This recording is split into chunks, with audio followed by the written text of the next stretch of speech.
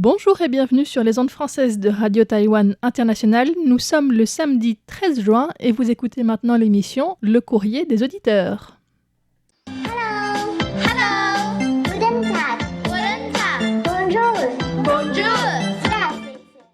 C'est donc Le Courrier des auditeurs de Radio Taïwan International qui est animé aujourd'hui par François-Xavier Boulet, ici présent, et Florian Dai, ici présente. voilà, c'est un courrier en présentiel, c'est pas mal. Oui, en tout cas en présentiel dans les studios de Radio Taïwan International. Pour vous, en présentiel là où vous écoutez Et oui, notre émission, c'est ça la magie des ondes. ou Voilà. d'Internet peut-être aussi. Aussi. En tout cas, l'idéal, c'est que vous soyez en présentiel avec vos oreilles pour nous écouter, nous, en présentiel avec notre bouche, puisque c'est un petit peu ça, la magie des ondes. Il y a des animateurs et puis il y a des écouteurs, enfin des auditeurs. Alors, aujourd'hui, de quoi doit-on parler dans le courrier, Florian ? Alors, on va rappeler un petit peu l'actualité de la radio parce qu'il y a quelques changements en ce moment.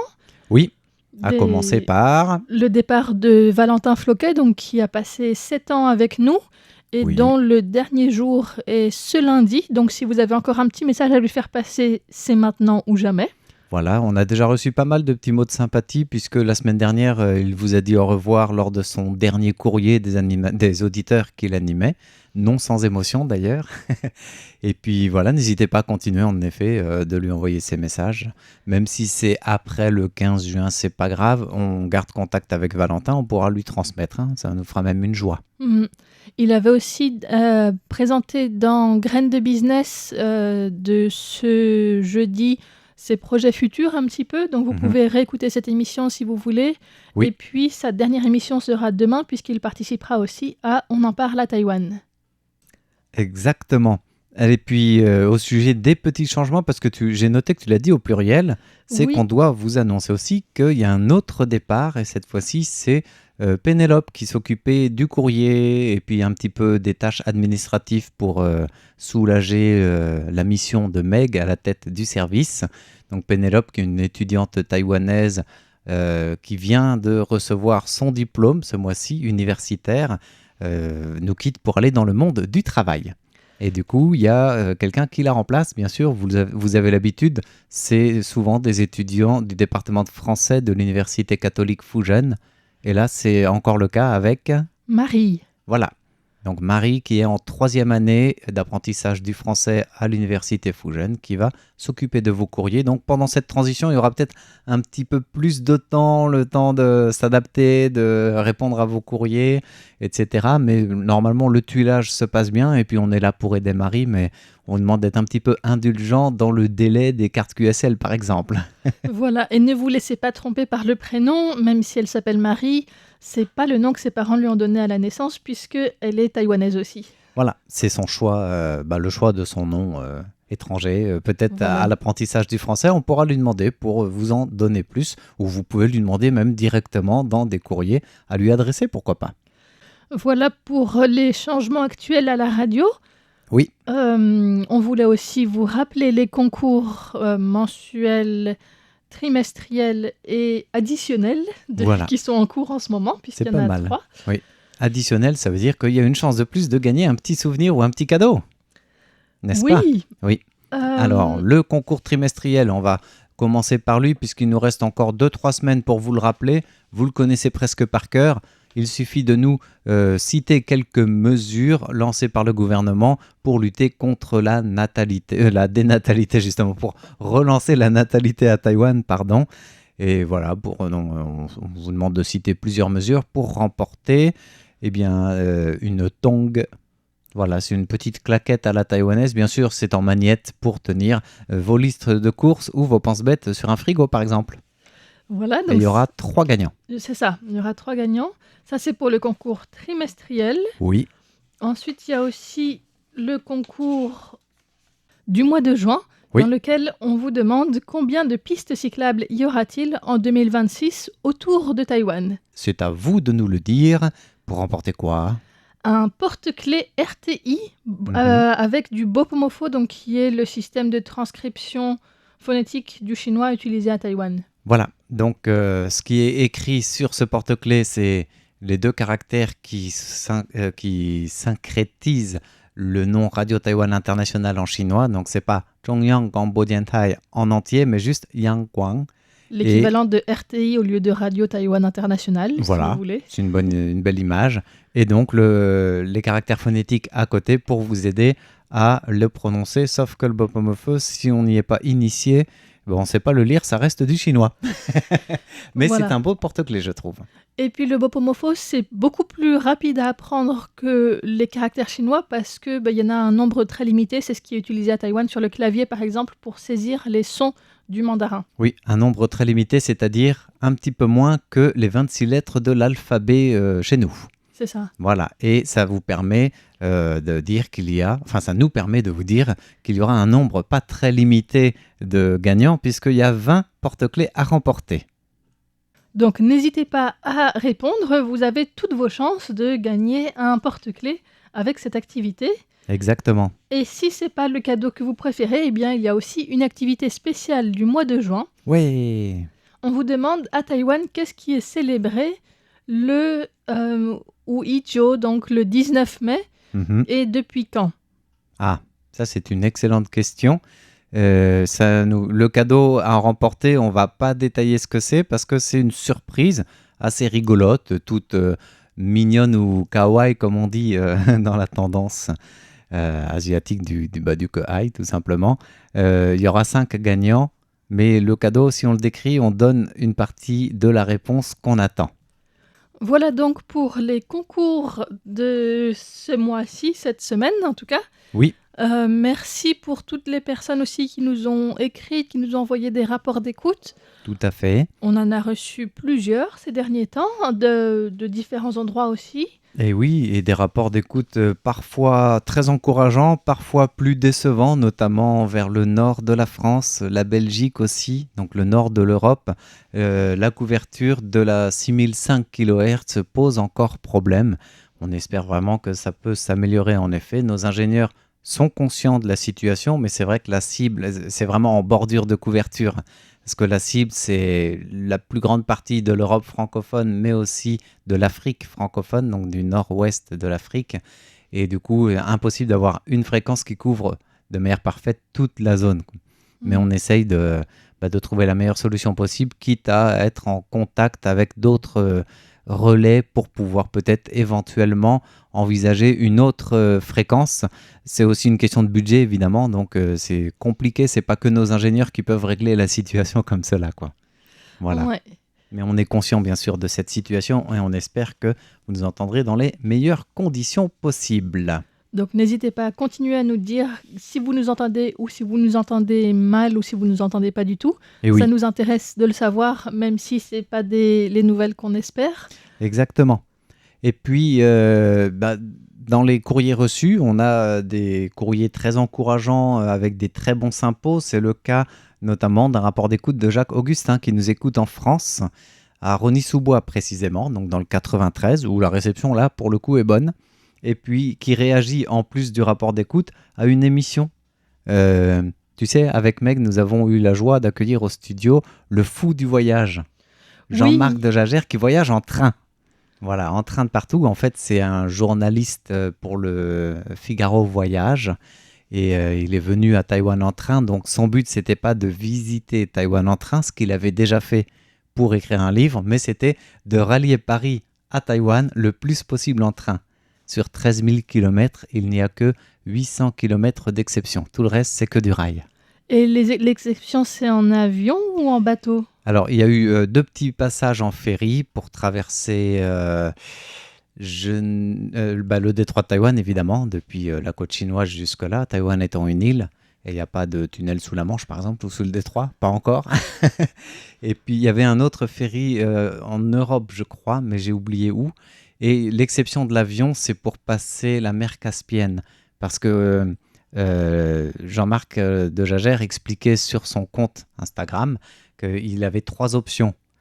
Celle du ferry, celle de contourner par le nord ou par le sud, donc par la voie ferrée, mais à cause de la géopolitique, à cause des tensions, donc de la guerre aussi, à cause aussi de la sécurité tout simplement de certaines régions. Et c'était inenvisageable, donc il a fallu qu'il fasse 800 km en avion à ce niveau-là en fait. Et après tout le reste en train. Voilà, D'accord. donc c'est une épopée à retrouver sur les ondes de RTI. Jacques Augustin, justement, nous pose une question liée à cette émission, en disant qu'il a trouvé ça passionnant de suivre un petit peu le périple de Jean-Marc de Jager et ses impressions des trains, leur prix à Taïwan aussi, qui a étonné Jacques Augustin dans ce partage. Et la question de notre auditeur est de savoir un petit peu l'origine et le développement des trains à Taïwan. Qui en est l'inventeur? Et ça rejoint une réaction aussi de Marie-Jasse sur notre capsule justement Instagram, sur le partage de l'émission de Jacques Augustin, sur le développement du train à Taïwan. L'émission de Jacques Augustin? L'émission de Jean-Marc de Jager qui rejoint la question de Jacques Augustin. Merci. Ouh, je m'en mêle les pinceaux. Alors, à quand remonte le premier train à Taïwan à ton avis? Alors, je dirais à l'époque de la colonisation japonaise. Eh bien, c'est ce que j'aurais dit aussi. Et ça, c'est Non. le développement du train, mais il est arrivé avant. Il y en avait Il est avant, arrivé- au moins pour descendre les troncs d'arbres pour les constructions. Voilà, ça a commencé donc avant les Japonais, bien sûr. Le tout premier train a été inauguré en 1887. Donc, c'est la période dynastique. On est sous les Qing et c'est le gouverneur Liu Mingchuan qui fait construire la première ligne ferroviaire qui est peut-être pas la plus connue, mais qui a après été développée et optimisée sous l'occupation japonaise, en effet. Et c'est d'ailleurs sous la période d'occupation japonaise que le réseau ferroviaire à Taïwan a vraiment connu son essor et son développement quasiment tel qu'il est encore aujourd'hui. Alors j'exagère, mais jusqu'en 1945, le rail, donc le train, à Taïwan, c'est le moyen de transport numéro 1. Et c'est presque l'unique moyen de transport parce que les automobiles ne sont pas développées. D'une ville à une autre, c'est encore plus complexe. Alors que les lignes ferroviaires, c'est vraiment le nec plus ultra à cette époque. Que ce soit pour l'exploitation minière, pour l'exploitation du bois aussi, et aussi un peu pour le transport. Oui, c'est aussi le moyen de transport de prédilection dans le roman Taiwan Travelogue, qui a été primé récemment avec le International Booker Prize à Londres, Oui. et dans lequel on voit la protagoniste, donc une japonaise, avec sa traductrice taïwanaise, voyager à travers Taïwan en train. Et donc c'est aussi un très beau récit de voyage. Tout à fait. Alors, la première ligne ferroviaire, on parlait de 1887 sous l'ère des Qing. Elle relie Keelung, le port de Keelung, à la ville de Taipei, au bassin de Taipei de l'époque. Elle est inaugurée en 1891, donc il a fallu 3 ans et demi de construction et pour rallier ces quelques kilomètres, c'est une quarantaine de kilomètres de voies ferrées. Et après, elle a été prolongée jusqu'à Hsinchu. Et c'est là qu'on a vu la première locomotive à vapeur tirer justement le bois qui était extrait des forêts pour pouvoir l'exploiter. Et cette première machine à vapeur, elle est d'importation allemande. Il s'agit de la locomotive que les Taïwanais surnommaient en mandarin Tenghun, donc le chevaucheur de nuages. Voilà, c'est pas le cheval de fer ou non, c'est une autre image qui est donnée à cette locomotive. Le cheval de fer, c'est le vélo. C'est vrai, mais c'est aussi devenu la dame de fer peut-être. La locomotive a aussi ce surnom. D'accord. Mais ça doit être dame de fer. Et en 1888, du coup, c'était la première et presque seule locomotive à vapeur à Taïwan. Et après, à l'époque japonaise, là, on a vraiment beaucoup développé tout le réseau.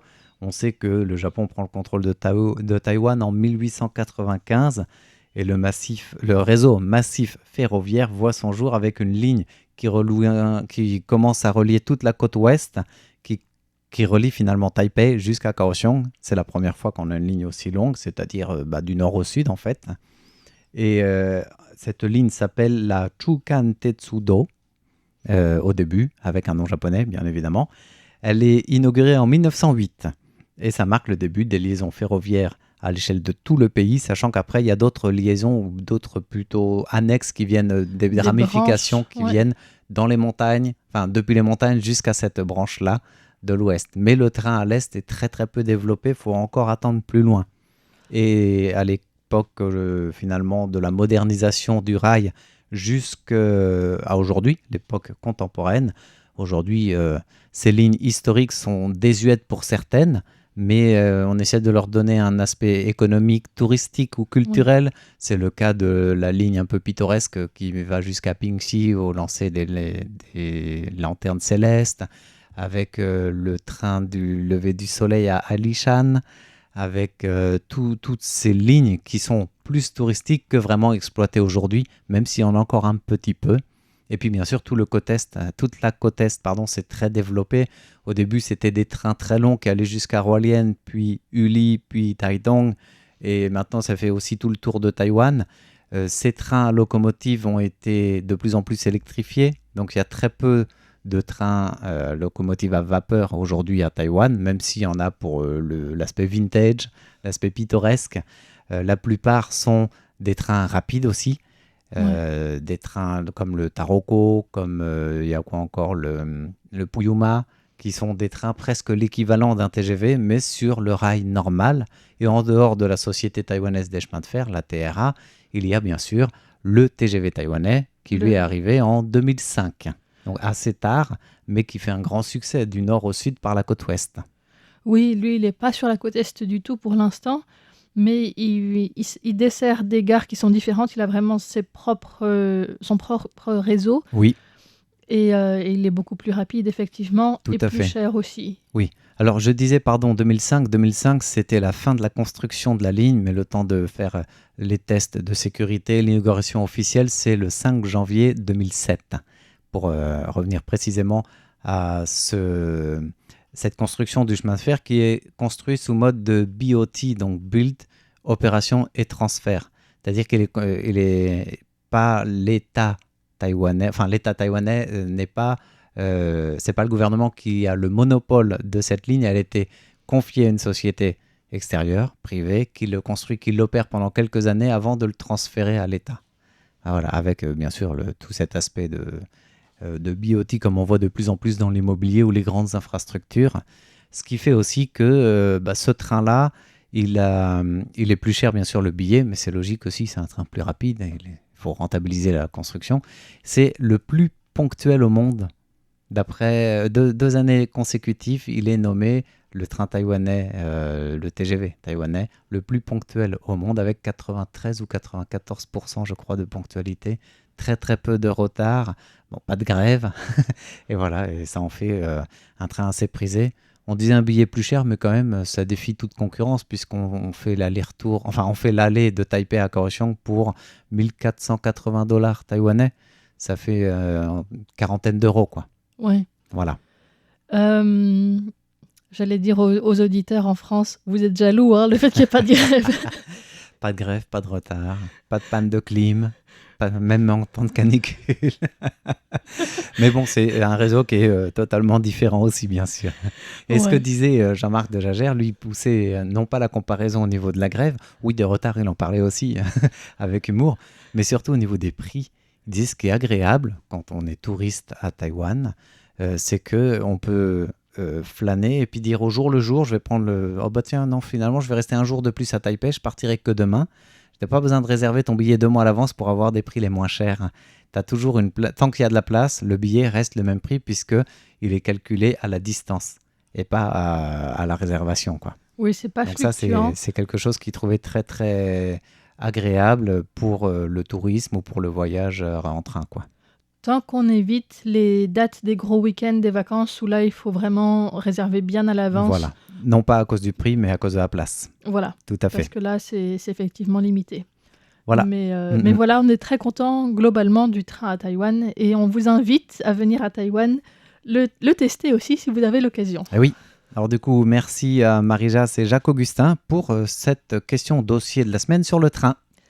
Et on va continuer avec une question de Christian Guibaudot qui est dans un registre un peu moins léger, puisqu'il nous parlait d'un article de La Croix qui a publié le nombre de SDF, de sans domicile fixe, décédés dans la rue chaque année en France. Et donc, c'était 929 personnes l'an dernier, de tous âges confondus. Ça, c'est aussi assez troublant. Enfin, j'avais lu cet article. Oui. Et il y a effectivement des nourrissons et des personnes très âgées.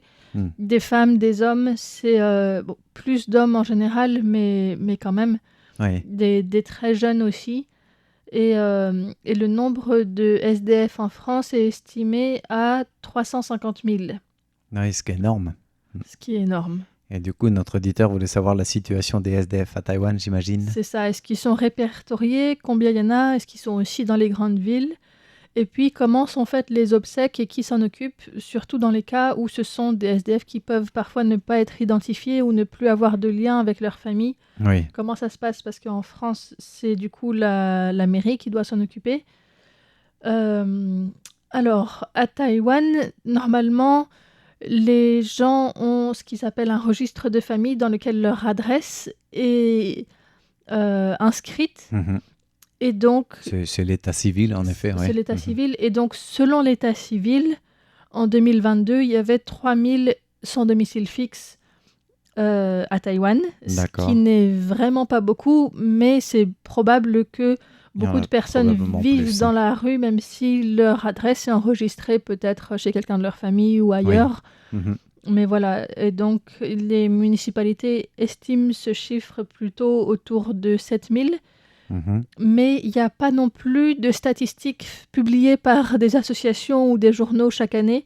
Donc ça reste des estimations très vagues. Il y a Ouais. parfois des personnes aussi qui sont parfois hébergées chez des amis ou bien chez de la famille, Oui, qui vont un peu dans d'un un endroit état à de l'autre. Donc précarité, ça reste mais- aussi Mhm. sans domicile fixe, effectivement, mais pas forcément que dans la rue. Donc là, il y a un manque de chiffres. En tout cas, ce qu'on a aussi, c'est que la majorité ont un travail, souvent plutôt dans le domaine de la construction ou bien du nettoyage, parfois du recyclage, parfois des cérémonies de temple. Mais la moyenne est de 5000 $ taïwanais par an, sachant que le salaire minimum est autour de 30 000. Hmm. Tu disais par mois. Par mois, oui, Ouais. pardon, par Ouais, ouais. mois. Voilà. Donc, c'est 5000, c'est quoi? C'est moins de 200 euros. Ouais. Et Donc, ça par peut... mois, c'est pas beaucoup. Pour manger, c'est déjà un peu juste. Ouais. On peut manger quand même, mais on fait que ça et il y a pas de... On fait que ça veut dire on fait pas que manger, évidemment. Vous nous aurez compris. On ne peut faire que s'alimenter avec cette somme-là Voilà. et sans doute pas assez sur tout le mois, finalement. Oui, c'est ça. Et c'est clairement pas suffisant pour avoir à la fois un loyer et de quoi manger. Ouais, sans compter les soins, etc. Mhm. Et tout ce qui peut être des vêtements ou bien Tout à fait. n'importe quoi d'autre.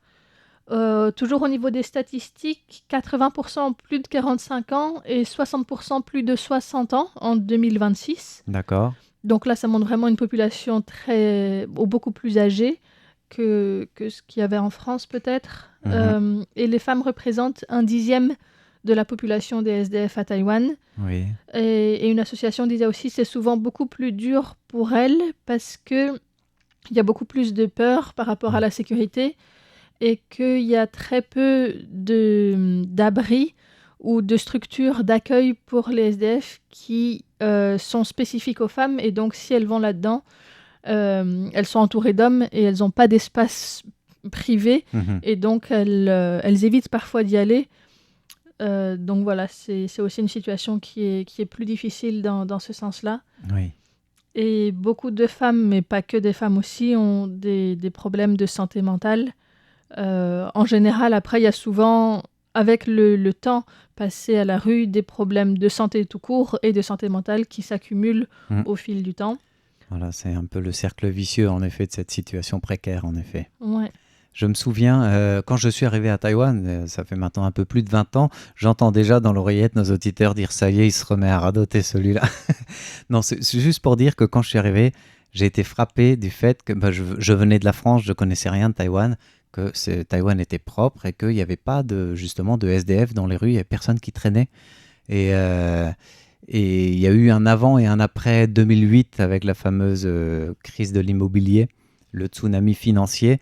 À partir de ce moment-là, certaines personnes, même comme tu disais, qui ont un travail, ils pouvaient avoir un travail même normal, ne pouvaient pas se payer un loyer.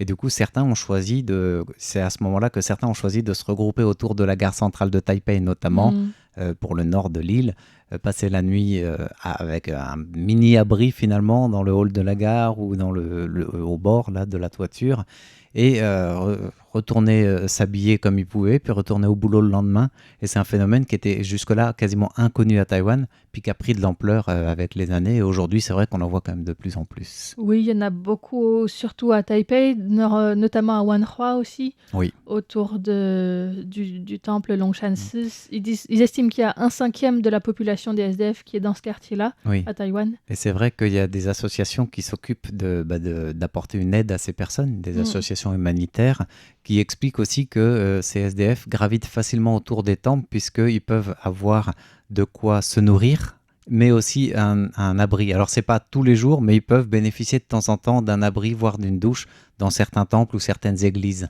Donc, ça permet aussi, en plus des structures qui peuvent les aider, d'avoir une aide supplémentaire et puis un accueil humain finalement.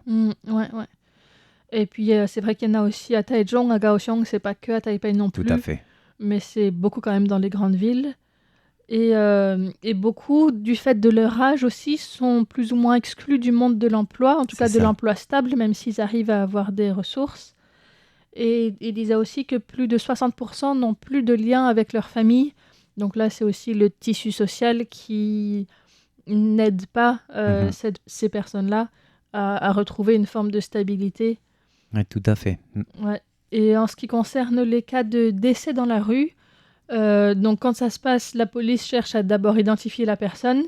Si elle n'a pas de papier sur elle ou que les personnes autour n'arrivent pas à dire qui c'est, il y a un avis de recherche qui est publié pendant 25 jours. Et dans ce cas-là, soit la famille le reconnaît et accepte de le prendre en charge, soit ça peut arriver qu'elle refuse de récupérer le corps, puisque le corps fait un peu partie de l'héritage de la personne. Et donc, soit elle avait de l'argent et on récupère le corps et on récupère l'héritage, soit on suppose qu'elle avait peut-être des dettes. Et on ne veut pas récupérer la dette. Et on ne veut pas, ou on n'est pas en capacité de récupérer la dette et de payer les obsèques, parce que ça peut parfois arriver que la famille aussi n'est pas vraiment à l'aise financièrement. Tout à fait. N'avait pas pu l'aider.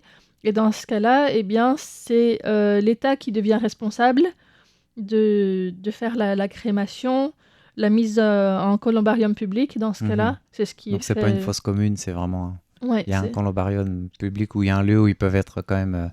ils peuvent reposer, quoi.